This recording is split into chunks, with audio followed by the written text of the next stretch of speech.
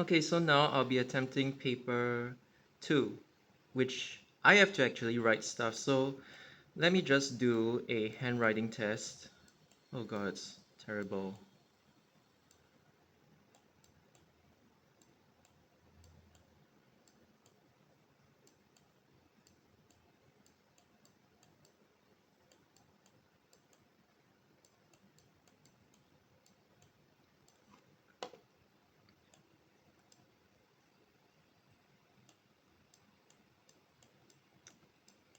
Okay, I misjudged, but whatever. Oh, it's a crossword puzzle. Okay.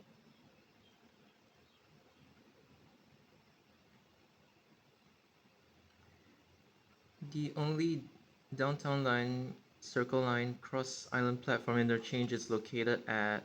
Okay, this one's pretty obvious.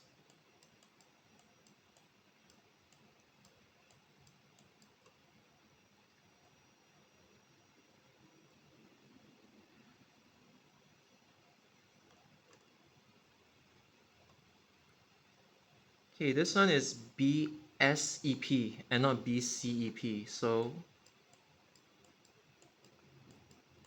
BCEP is just off-peak headway reduction program, like repackaged in a nicer and euphemistic manner. So this has to refer to a BSEP instead.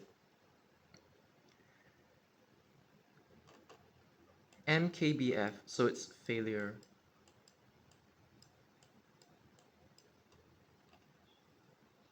Mm, Bus service that connects to a town center is a feeder. Intratowns and town links are also feeders. A hub for buses is a bus interchange or terminal, but in this case, I think it would fit interchange.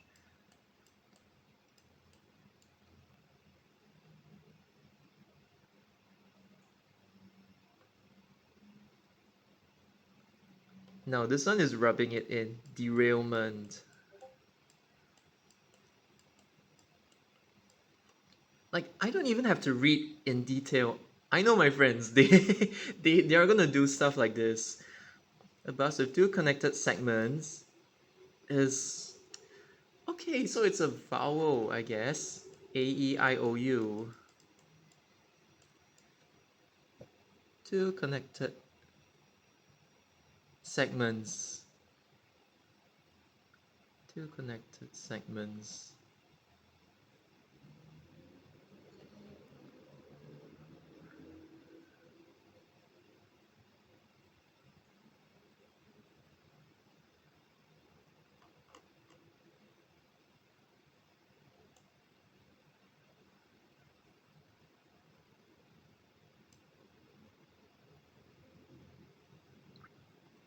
I'm gonna skip this one for now. Okay, 258, this is its route. Significant demand patterns for its route, direction of demand, are the corresponding associated peak period need not be specified. Okay, I'm just gonna specify anyway. Okay, I'm obviously not gonna write things out. I'm just gonna draw so it's easier for you guys to visualize. So, if I were to describe how this route works.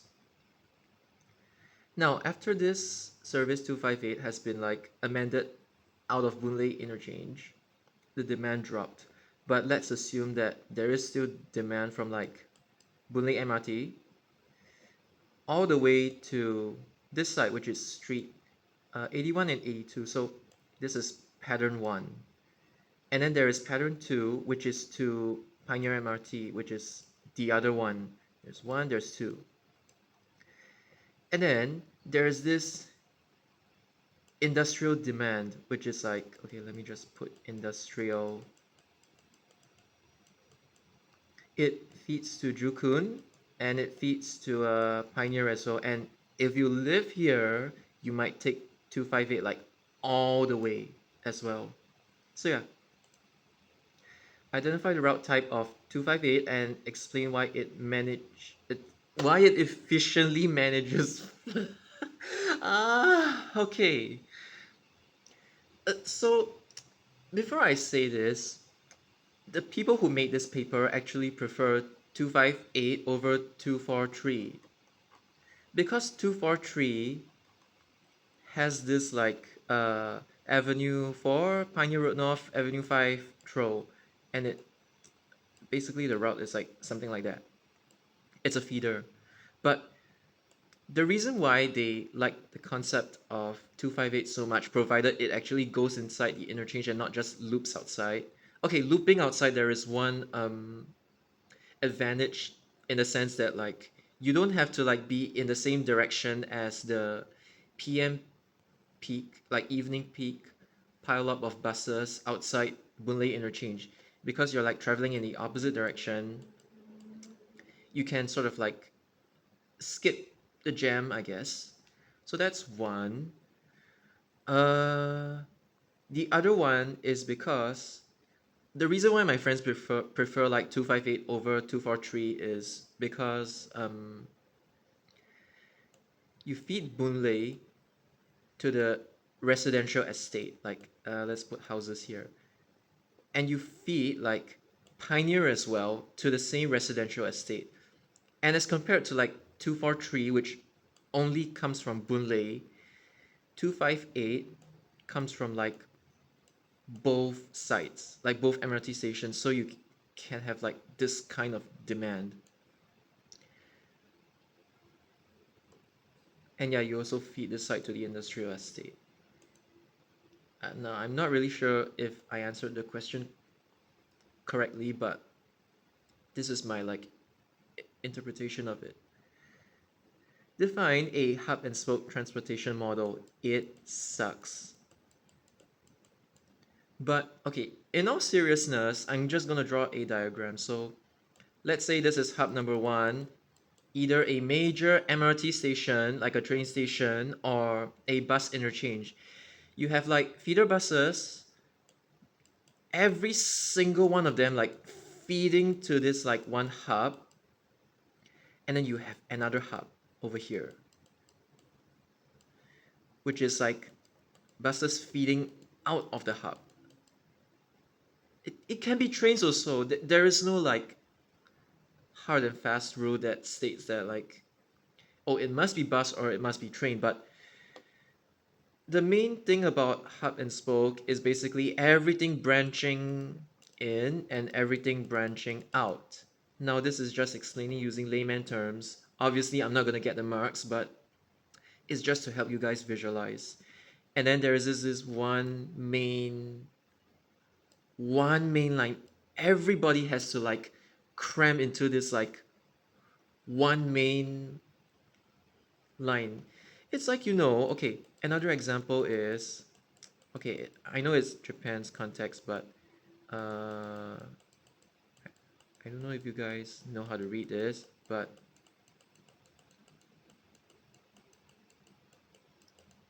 it's Shinkansen, and the kan refers to like you know, the main stem, like the main trunk of the route.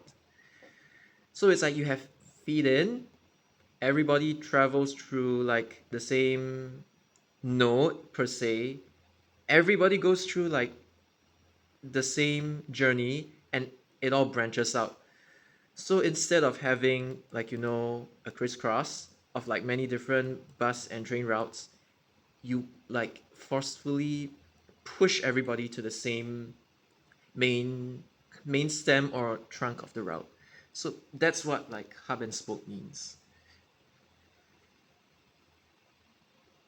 Oh, and actually I've like answered B as well. So yeah, whatever I've explained up here is also the answer to B. Takes a taxi from the road outside Jurong East MRT to Sumang Lane. So taxis and ride-hailing vehicles are operated as a point-to-point. Again, Japanese terminology, chokko, which means like a direct, non-stop.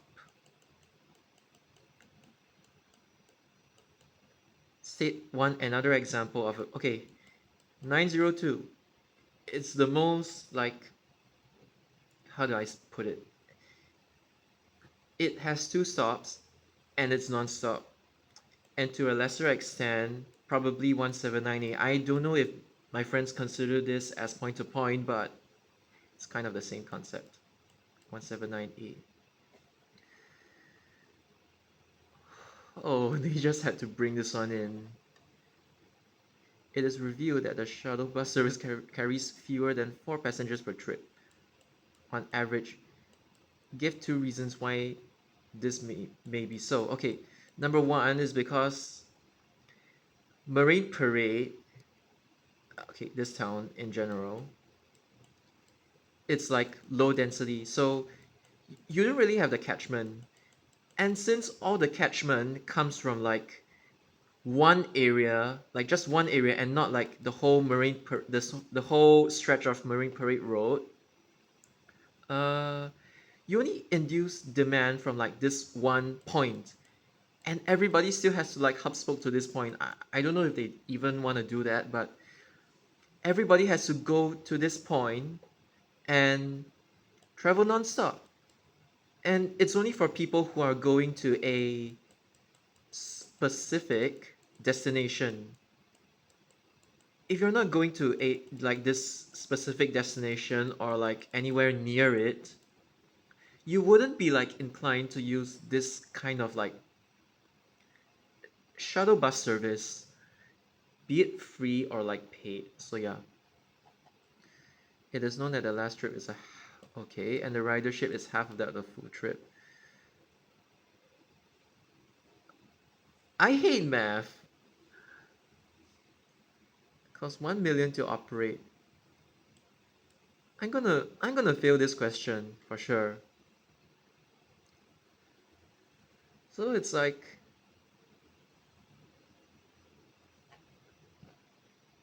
it's 4 marks.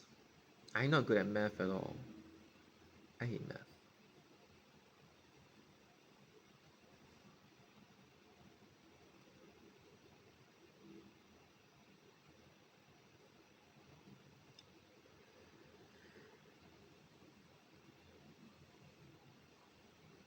So it's like you have to add them up. Like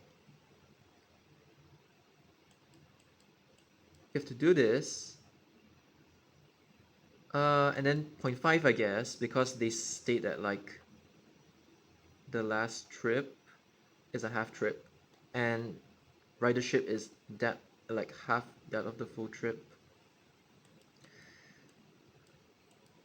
So I guess you have to like you have to subtract one or something along those lines. Now I'm not good at math. Please do not follow my example. I'm just like attempting the question to the best of my ability. So like with this, you get like the total number of passengers.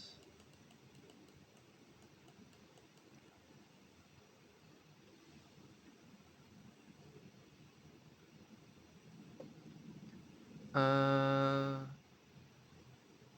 per day. I forgot to say this. So with 1 million, you need divide it by, because these are like the only operating days. So you get 50, yeah, something along those lines. And with this number, because they want per passenger, right? So this number, you would have to divide it by the number of passengers per day.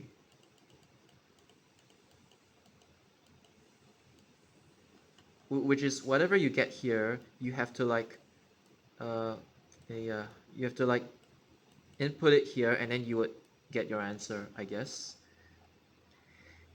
I'm very sorry guys, I'm very bad at math. So yeah. Okay, part of a metro line within city X. The line starts here and okay, it branches. Why some transportation agencies plan new rail lines with branching segments?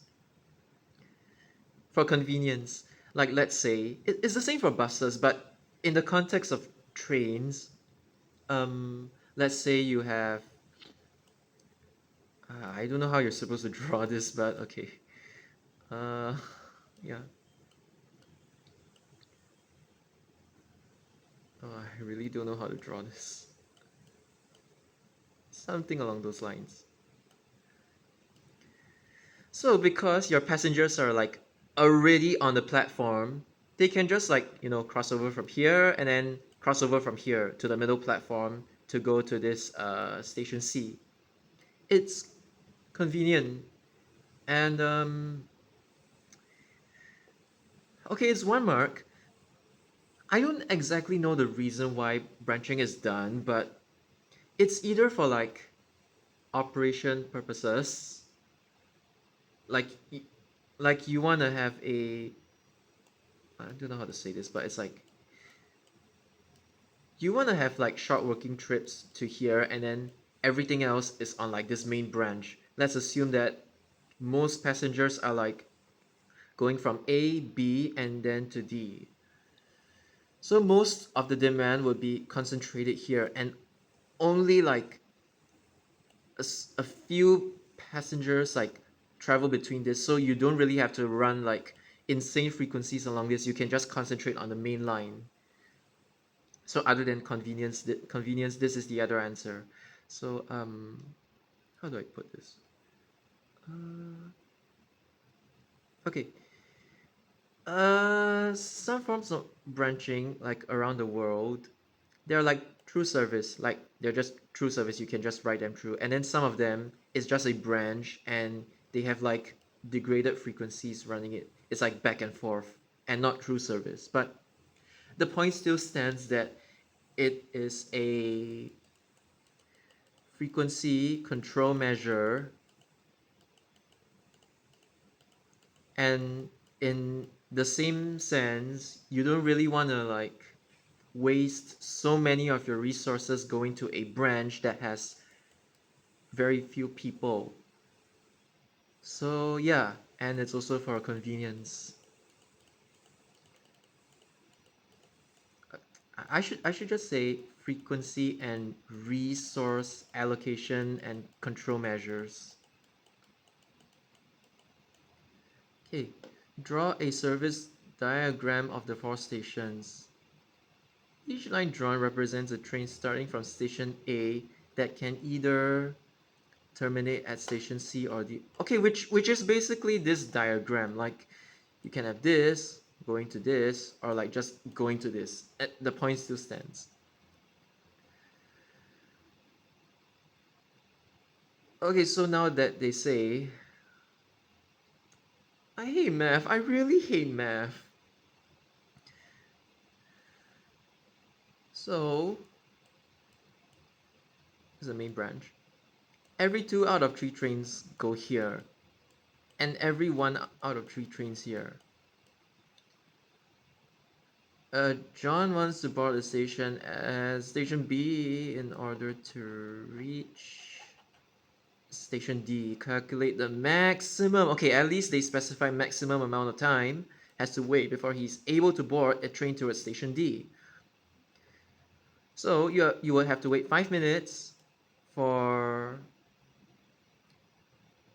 the first train going to C, and another 5 minutes go for a train that's going to C, and another 5 minutes for a train that's going to D. So 15 minutes.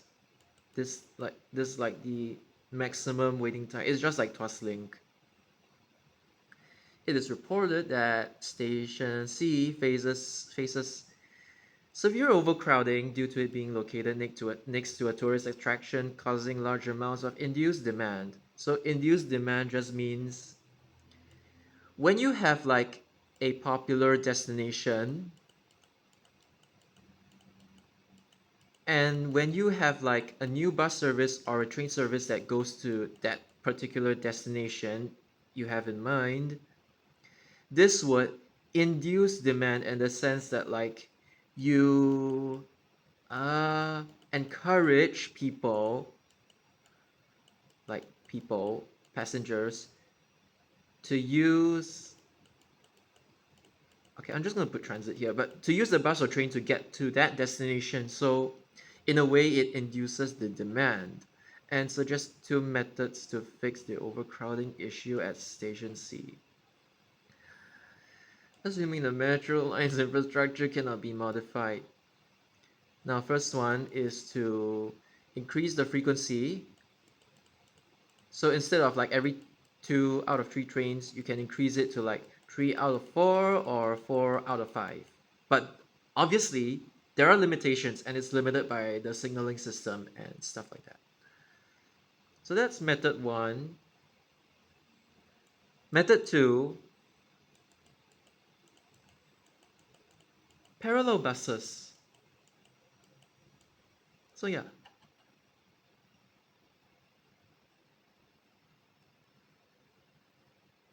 Okay. Explain the purpose of EDS and why some commuters may not see it beneficial. Because the EDS can only show like several destinations at any point of time as compared to like the traditional square decils, like 156 156, and then there's like all these destinations here. So part of the reason is because it scrolls and it's impossible to see every single destination at one go. And even in the diagram, it already helps you. Oh, nice picture, by the way. My friend made it. So when you have this kind of like EDS, it's just to like enlarge the number, and it doesn't really like serve any extra purpose other than to make the number bigger.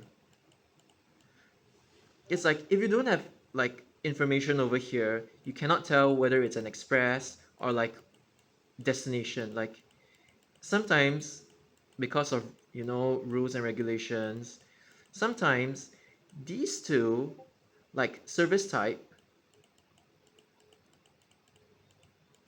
or like the destination, you're not able to tell them at one glance. So it's vague and they may not see it beneficial. This bus is operated by, okay, because operator has no money to repaint. That is the real reason.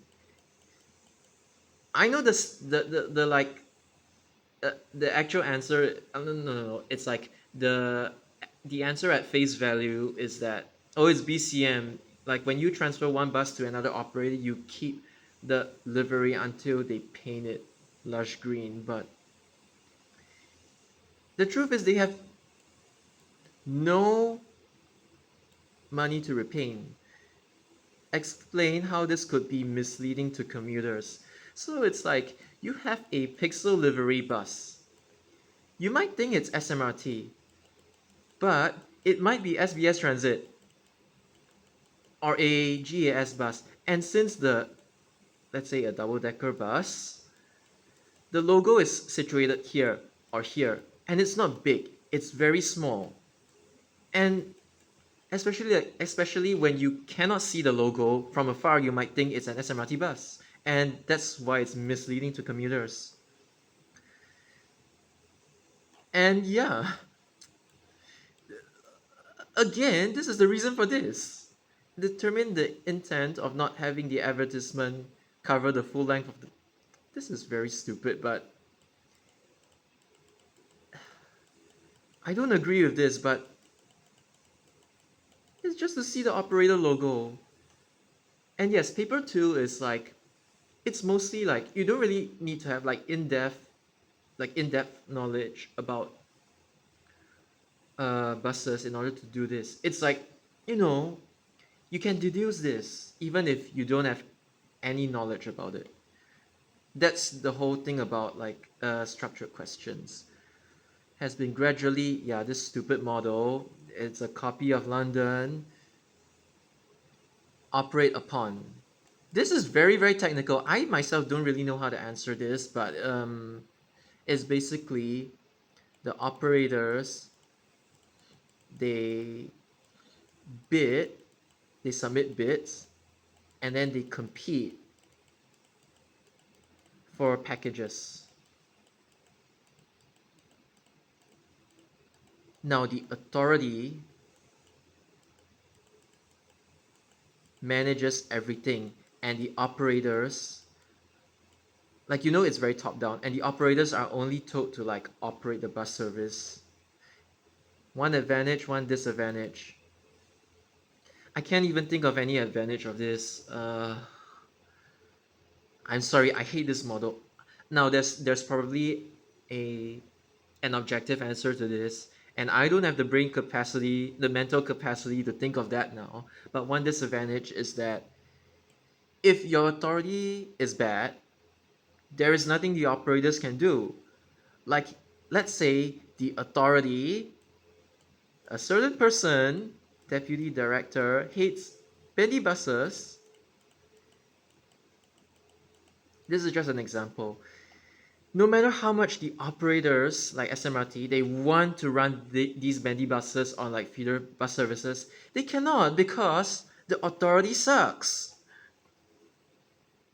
One impact of the BCA has been reduced welfare, because they don't know how to plan properly and increase stress for bus captains. Yes, the stupid digital mirrors. Some also allege that the BCM has been the cause of declining bus service quality. No, this is because of this, and then they quit. But the other thing I can think of is I cannot say the word, but yeah. Based on your knowledge, assess whether the bus contracting model is an appropriate. No, I'm not answering this. It sucks. The Thompson East Coast Line is the first MRT line to be operated with SMRT being selected. State in the context of TL and operational responsibility of. This is very train oriented. I don't know how to answer this. But basically LTA owns the line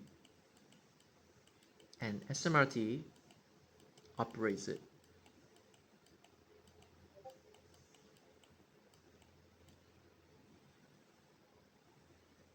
And it's also, okay, this is like very general, but it's like frequency management.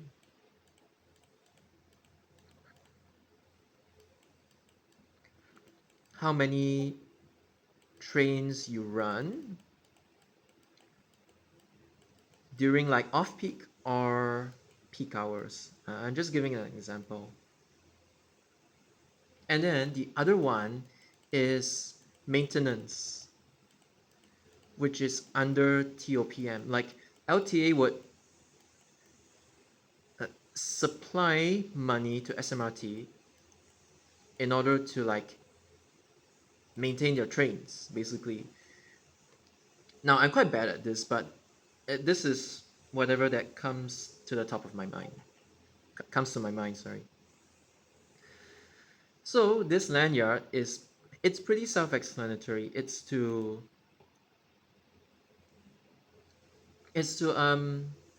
identify who are persons with disabilities. It's like okay, like if you're in a wheelchair, it is quite obvious that like you are physically disabled.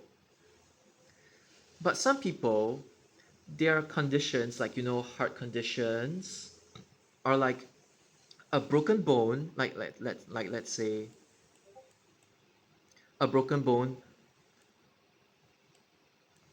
but they're not in a wheelchair.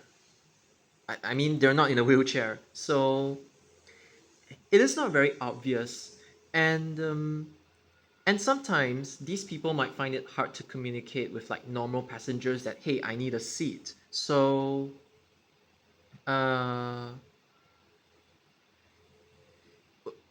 when people see this like card over here, it is pretty obvious that oh, this person is someone in need, and that you should give your seat, offer your seat to this person. So yeah, I mean I'm just writing in point form, but you get the idea. State other two groups of people, like which I mentioned before, like people with heart issues or like people with broken bones that it, like isn't really obvious. And the other one, it's like I'm bad at drawing this, but visually impaired,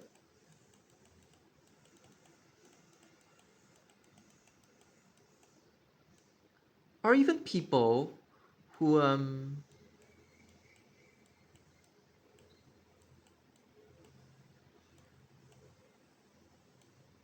or even people who have like guide dogs. So yeah, give one reason why the groups of people mentioned may not benefit from the lanyard. Okay, this is because it's not guaranteed that they would be given the seat, especially like in a crowded bus. I mean, the crowd is like quite small and it's not very obvious. It's like even if you wear it, but people don't notice it, you have to get people to notice it. Sometimes they just might not notice. And because it's not a guaranteed way, it is not like really that beneficial. Oh, this is a different question, right? Waits for his bus stop. Does not raise his hand to flag the bus early. Okay, so Marcus is in the wrong.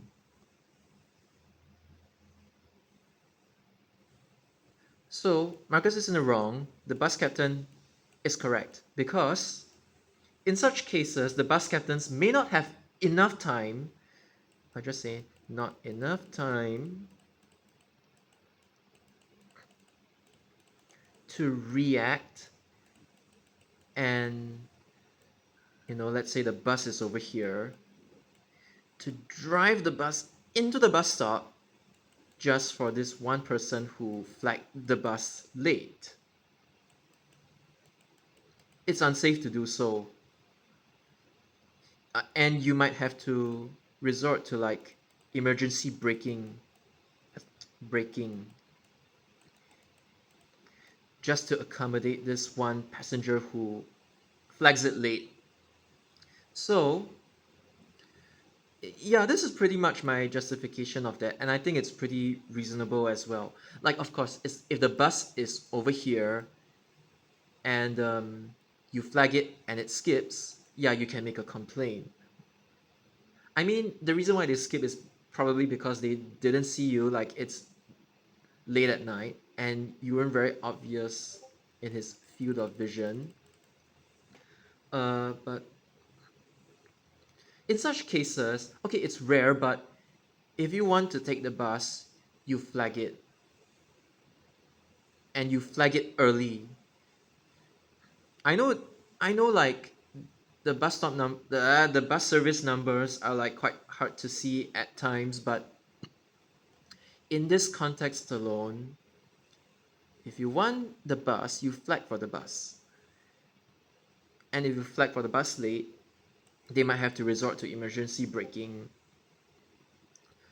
just to like accommodate you.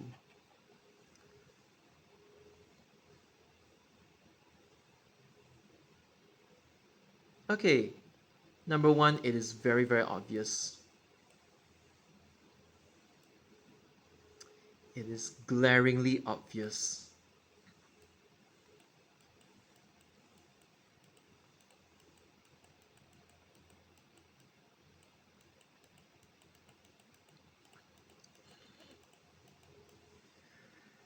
Now, um, Because 132 route goes by Henderson Road, Tiong Bahru Road, Tanglin Road,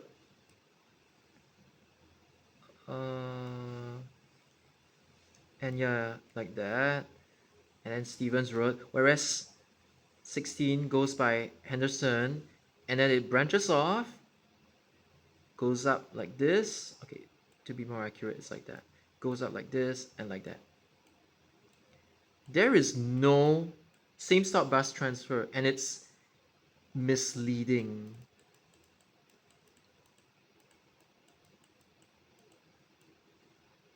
You know, we're doing like some SEQ, SBQ here. I don't know what that's called. And this is debatable, but okay, sometimes the timings are like really exaggerated.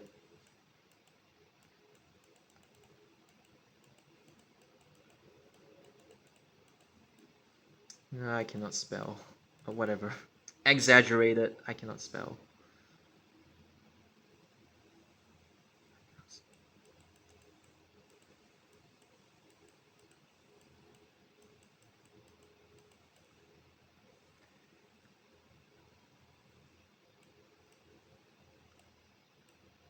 Hmm. This is very simple. Okay, you do not need to state where to transfer, but this is at. No, no, no. Okay, no, no, both of them go up anyway. Newton MRT.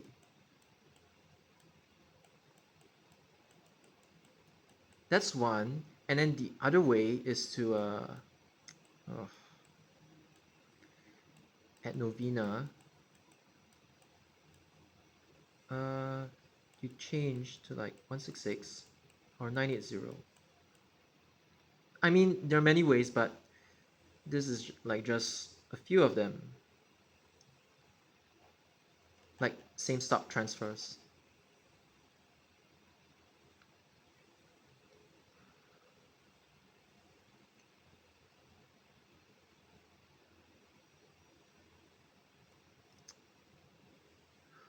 Again,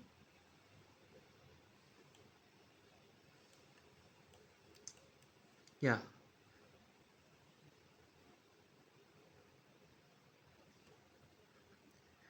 Okay, I mean, I've talked about this in like the previous sections, but I mean the questions that I have just done, but um,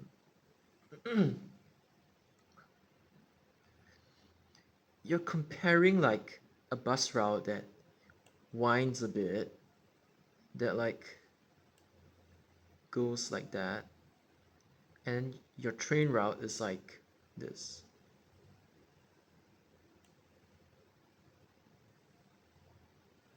It's like 132. Yes, it duplicates TEL quite some bit, but not entirely. And because 132, you cannot have a same stop bus transfer to 16, it it it's not valid. And the other reason is because like 132 does not even get you to like Great World in the first place. And they tell you to take 16, but what you're supposed to take is 5 and 54.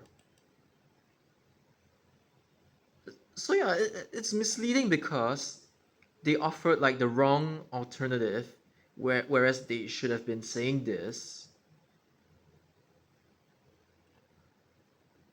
Okay, just to be very, very precise, this thing goes to Great Wall MRT, but doesn't go to like Kim Seng Road. It doesn't go to like Kim Seng Road, like that specific stretch. Doesn't get you to the shopping mall. It only takes you to the MRT. So that's like very technical things, but so yeah, it's the inaccuracy in the route suggestion, and probably the time savings is also misleading. So yeah, this is state and explain. So I think I've pretty much explained it. I don't know why I'm like I don't know why I'm like repeating myself and just going around in circles, but yeah. Okay. As Singapore's population increases, demand for bus services, appropriate deployments are made to best optimize resource utilization. Okay.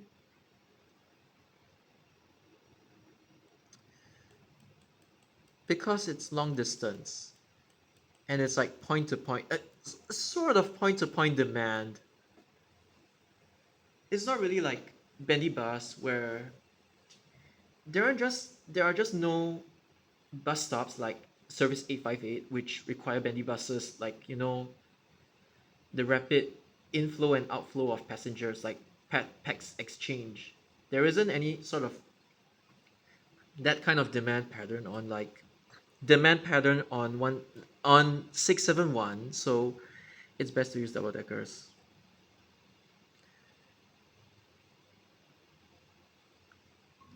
So if you didn't know, 113 is a merger of two feeders.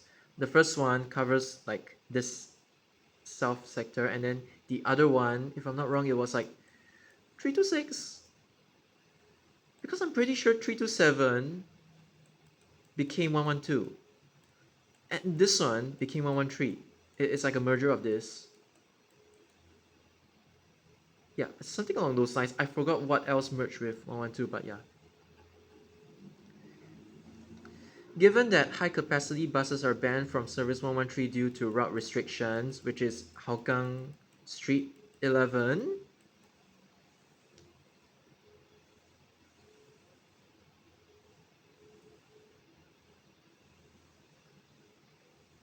Okay, so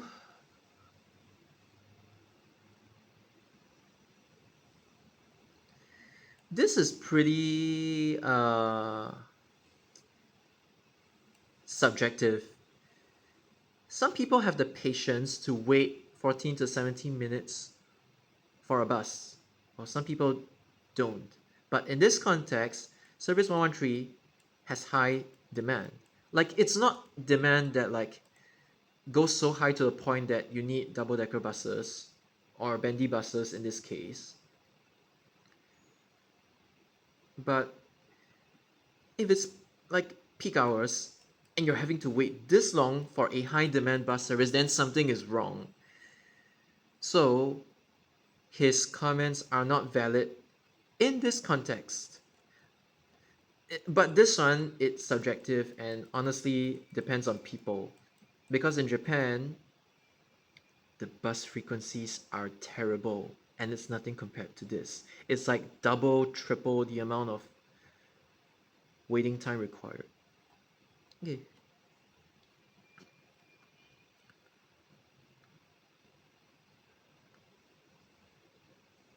Following fleet is okay. So here's the thing. I would put bendy buses on 969 because I have rated that before. I've done like a suitability rating. But like I'm not gonna do this. It's a waste of okay. It's not a waste of time. Like you actually have to do this if like you're in the bus industry. But what I would do is all of these will go to 858 because I need to prioritize. And then this one, it will all go to 969. Like obviously I won't use all 28, but it'll the single deckers will be most of them like three quarters I guess will go to I cannot do math, but yeah, one quarter will go to 969. So yeah. Briefly justify your fleet choices. Yeah, I've done it. Okay.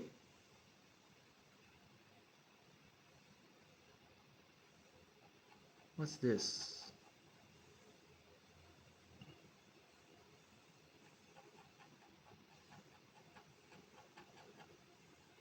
Uh,